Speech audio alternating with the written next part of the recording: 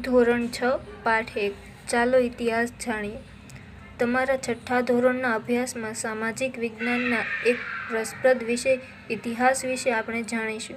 સમાજ વિજ્ઞાનનો આપણે મનુષ્યના સામાજિક વિશ્વથી માહિતગાર કરે છે.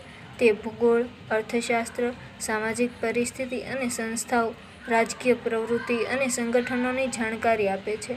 ઇતિહાસ વિષય સિવાયના સમાજ વિજ્ઞાનનો આપણે વર્તમાન સમાજ જીવનનો પરિચય કરાવે છે.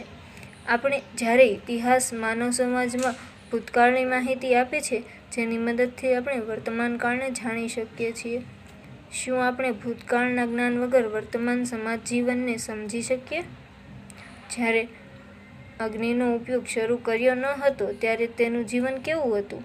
તમે એ બાબતની કલ્પના કરો કે માનવી ખેતીવાડી, રસ્તા, વાહન વ્યવહાર, મકાનો વગર કેવી રીતે રહેતો હશે. ઇતિહાસ આપણને માનવ જીવનના આવા વિવિધ રસપ્રદ પાસાઓ વિશે જાણકારી આપે છે.